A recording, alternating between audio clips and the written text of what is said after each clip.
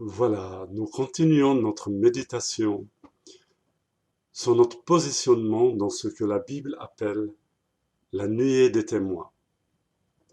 Et je veux lire dans Hébreux 12 les 2 premiers versets.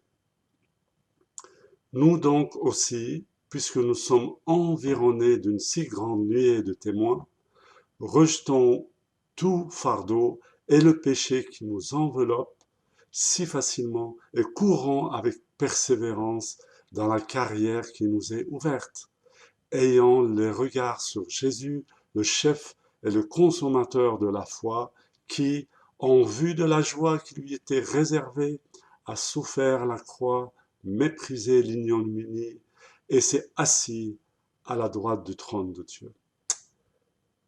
On voit bien ici que la vie chrétienne est comparée à une course. Cette course exige de la discipline et de l'endurance. Sinon, on ne peut plus finir cette course. Sinon, on arrête en cours de route.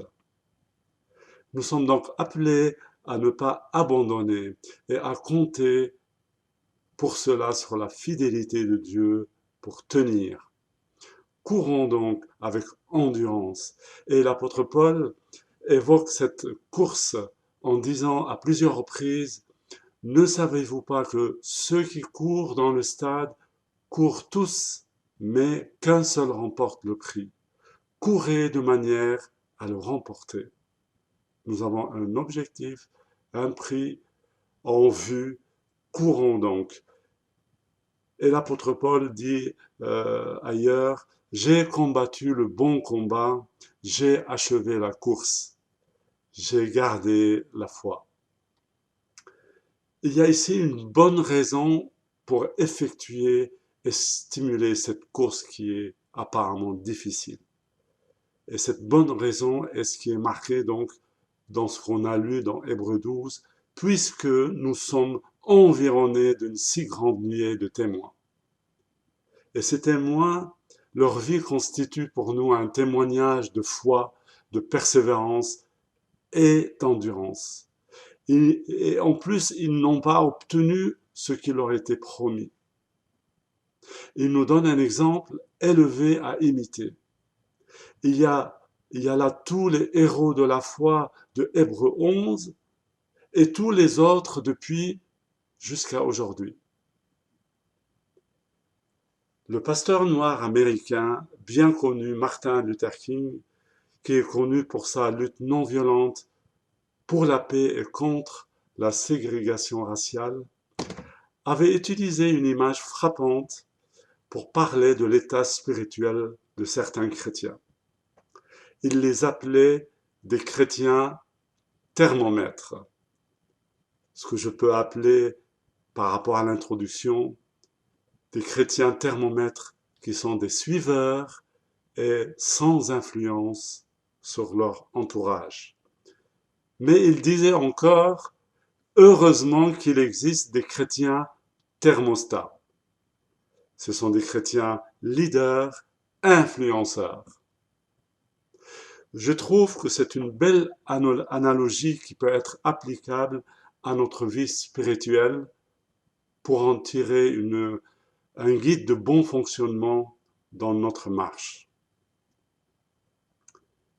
Le thermomètre donc sert, comme vous le savez, à mesurer la température, tandis que le thermostat sert à maintenir constante une certaine température.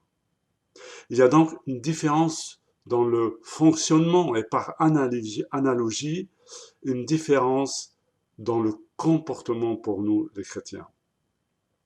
Le thermomètre est un appareil qui mesure la température de la pièce. Il est très précis et il nous indique au degré près la température, qu'il fasse froid ou chaud. Il enregistre fidèlement la température du lieu. Le chrétien thermomètre, donc, par analogie, il est celui qui indique la température de son milieu. Il en est le révélateur de niveau spirituel. Il a la même ferveur et je dirais le même manque de ferveur que son environnement spirituel. Il est directement affecté par les circonstances. Le chrétien thermomètre n'a aucune influence pour changer l'état en général. Il le subit plutôt. Et comme dit la Bible, il se conforme au siècle présent.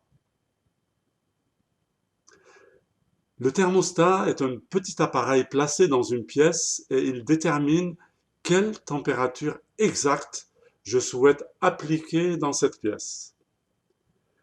Il ne se contente pas d'appliquer le degré de température, mais il réagit immédiatement quand cette température bouge pour la ramener au niveau souhaité.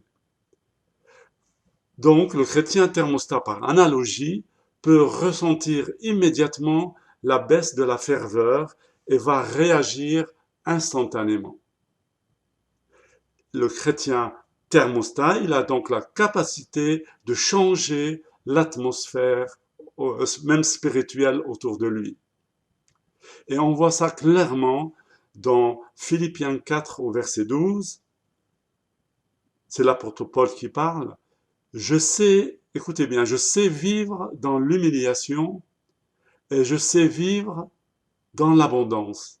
Donc, quelle que soit la température, je dirais, du lieu où il a appris à vivre, à s'adapter. En tout et partout, j'ai appris à être rassasié et à avoir faim, à être dans l'abondance et à être dans la disette. Voilà quelqu'un qui n'est pas affecté par l'environnement. Et quelle est la clé de ça? Et on la voit dans le verset qui suit, il continue, « Je puis tout par celui qui me fortifie. » Il compte sur la relation avec le Seigneur qui le fortifie dans chaque situation. Alors, ce matin, je voudrais qu'on pose cette question. Comment je peux me définir dans ma vie chrétienne? Suis-je un chrétien type thermomètre ou un chrétien type thermostat? Dans l'histoire du peuple d'Israël et dans la vie des croyants, dans l'histoire du christianisme en général, il y a eu beaucoup de croyants thermomètres et beaucoup d'autres croyants thermostats. Et leur exemple va nous aider à nous mettre dans le bon sens de notre marche. Un homme comme Daniel, par exemple, a changé la température spirituelle de son époque. À l'époque de la déportation, il ne s'est pas lamenté sur son sort ni sur celui de son peuple. Et ça, quand on se lamente, c'est l'attitude thermomètre. C'est comme ça, je ne peux rien, qui serait une attitude défaitiste et passive. Il n'a pas dit, le jugement est tombé sur Israël, nous n'avons plus qu'à nous soumettre et vivre dans ce malheur de déportation. Non, il a commencé, écoutez bien, à rechercher la face de Dieu. C'est comme un thermostat qui, voyant la température qui a bougé, il réagit. Il a commencé à rechercher la face de Dieu afin de comprendre la volonté de Dieu dans ce malheur. C'est la bonne attitude d'un chrétien thermostat. Il s'est humilié devant Dieu pour lui et pour son peuple. On peut lire, nous avons péché, disait-il, nous nous sommes éloignés, mais toi, Éternel, tu gardes ton alliance et ta miséricorde pour ceux qui t'aiment. Agis à cause de toi-même. Et on voit là ce qui se dégage, cette foi énorme, cette confiance et cette assurance en Dieu au milieu des épreuves. Cet homme, Daniel, a donc changé la situation présente et a réussi à toucher le cœur de Dieu et s'est remis entièrement à sa volonté pour lui et son peuple. Alors, au contraire de Daniel, il y a eu beaucoup de thermomètres chrétiens dans l'histoire d'Israël, comme par exemple la demande faite au prophète Samuel qu'il y ait désormais des rois qui règnent sur le peuple, comme dans les nations environnantes. On voit ça dans 1 Samuel 8, au verset 5. Et lui dire, c'est le peuple qui parle au prophète Samuel, voici, tu es vieux, et tes fils ne marchent point sur tes traces. Maintenant, établis sur nous un roi pour nous juger, écoutez bien, comme il y en a chez toutes les nations.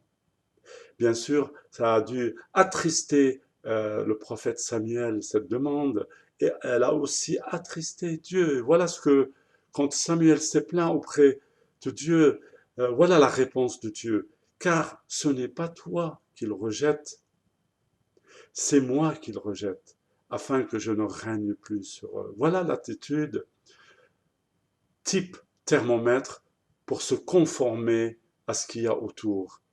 Et on voit ça dans Romains 12, 2.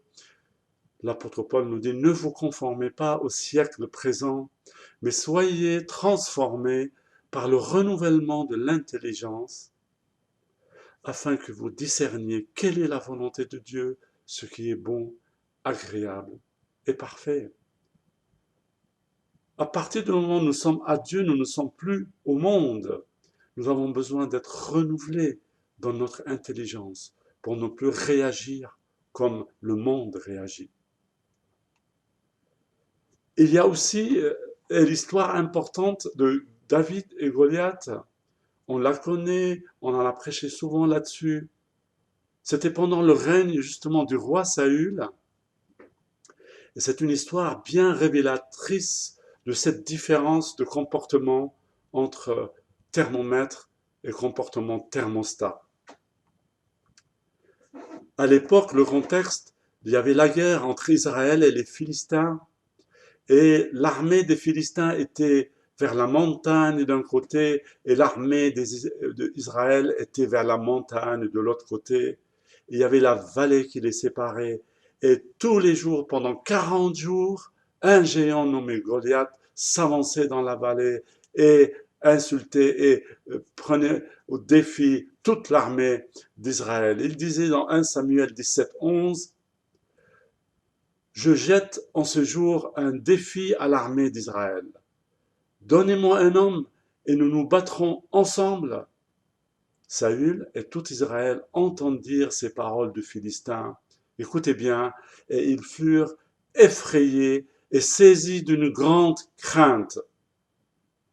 Voilà ce comportement type thermomètre. Pourtant, le roi Saül était loin, malgré tout, par l'Éternel. Il devait avoir la protection de l'Éternel. Ils étaient censés être fortifiés par cette relation avec Dieu. Et qu'est-ce qu'on voit? On voit cette peur. Humainement parlant, on peut comprendre, devant ce géant de Goliath, tout le monde tremblait de peur. Et voilà qu'Isaïe, le père du jeune David, le berger des brebis, qui lui en va prendre des nouvelles de ses frères, qui étaient soldats dans l'armée d'Israël.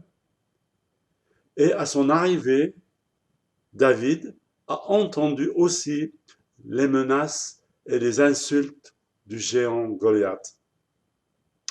Et David, malgré son très jeune âge, a réagi comme un croyant thermostat et s'est mis en mode combat, le combat de la foi. À Saül, qui essaye de le raisonner, tu es jeune enfant, tu n'as pas fait la guerre, tu n'as pas appris à faire la guerre. Il répond, et on voit ça dans 1 Samuel 17, 37. Écoutez bien ce que David a répondu. L'Éternel qui m'a délivré de la griffe du lion et de la patte de l'ours, me délivrera aussi de la main de ce Philistin. Oh là là, l'Éternel, il était continuellement branché à l'Éternel. Il avait des expériences de foi avec l'Éternel. Et Saül dit à David, va et que l'Éternel soit avec toi. Il était dans sa réaction un chrétien ou un croyant influenceur. C'est cette foi en l'Éternel qui a fait la différence et qui a changé l'atmosphère de défaite et de mort en victoire éclatante. Le thermostat en David, si je peux m'exprimer ainsi, était branché à Dieu et à la foi en ce Dieu puissant avec qui on peut faire des exploits. Et cette même clé, on la retrouve dans Romains 8, 28. Nous savons du reste. Nous devons savoir. Nous savons du reste. Nous savons dans notre cœur que toute chose concourt au bien de ceux qui aiment Dieu, de ceux qui sont appelés selon son dessein. Et si nous croyons, si nous pensons être appelés selon le dessein de l'Éternel, nous devons croire, nous devons savoir que Dieu travaille en tout, en toutes choses, pour le bien de nous qui aimons Dieu, de nous qui sommes appelés selon son dessein.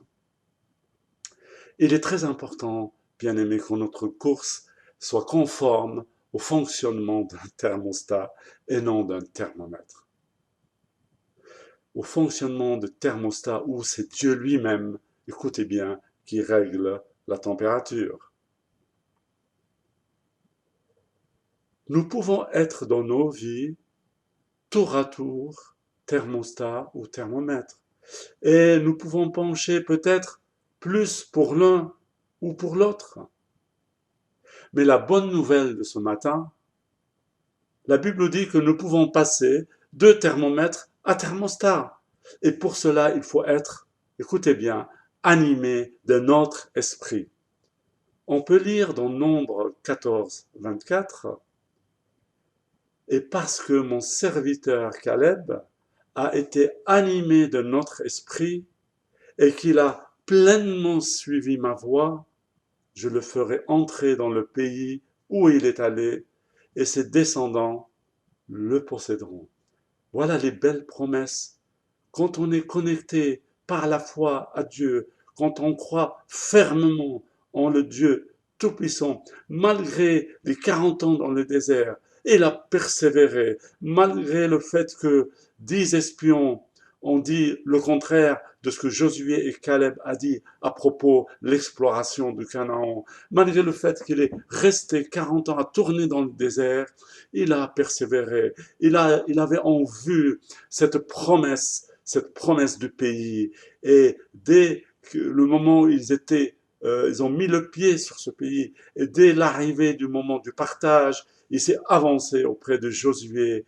Il a demandé, comme vous le savez, donne-moi cette montagne, cette région montagneuse où il y a des villes fortifiées, où il y a même des géants. Il a gardé cette foi et que Dieu animait cette foi en lui. Il avait l'assurance qu'il veut gagner cette région montagneuse. Donne-moi cette montagne. Caleb a été animé de notre esprit. Et c'est comme ça qu'on peut vivre notre vie chrétienne, animé de notre esprit en tant que chrétien thermostat et non chrétien thermomètre. Bien-aimés, riche de tout ce qu'on vient d'entendre, et avant de passer au temps de la Sainte Seine, je voudrais terminer avec l'histoire de l'apôtre Pierre, qui lui aussi avait passé de thermomètre à un croyant thermostat. Devant la réalité de l'arrestation de Jésus, il disait, c'est l'apôtre Pierre qui parle, « Seigneur, je suis prêt à aller avec toi et en prison et à la mort. » Et vous savez bien qu'à 3 reprises, il a renié connaître Jésus. Au coin du feu devant la cour où on devait juger Jésus, il répondait à une femme qu'il a reconnue, « Femme, je ne le connais pas. » À un homme qu'il a reconnu être parmi les disciples de Jésus, il répondait, « Homme, je n'en suis pas, pardon. » À un autre homme qui insistait, il répondit, « Homme, je ne sais ce que tu dis. » Voilà l'attitude type d'un croyant thermomètre. Les moments douloureux ont pris le dessus et Pierre avait peur. L'insécurité était là. Il a complètement oublié les paroles de son maître, tellement qu'il reflétait en ce moment-là l'état de panique du moment. Mais Dieu soit loué. La résurrection du Seigneur est passée par là. Et à la Pentecôte, Pierre était animé de notre esprit, complètement et définitivement tourné vers Jésus, quelles que soient les circonstances.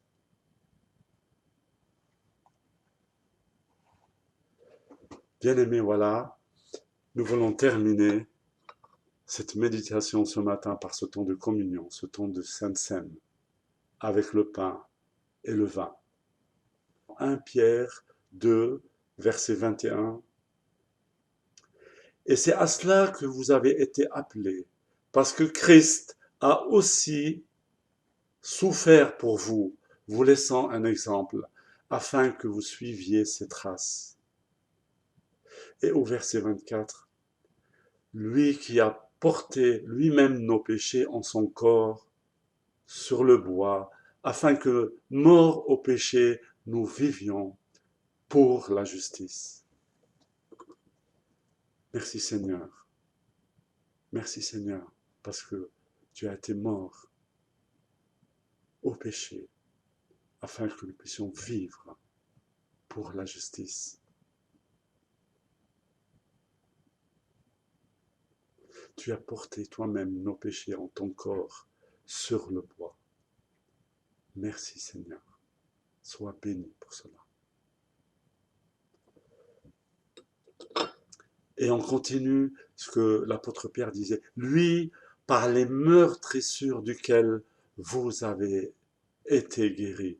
Ah là, cette bonne nouvelle de ce matin. Nous avons été guéris par les meurtrissures de Christ à la croix.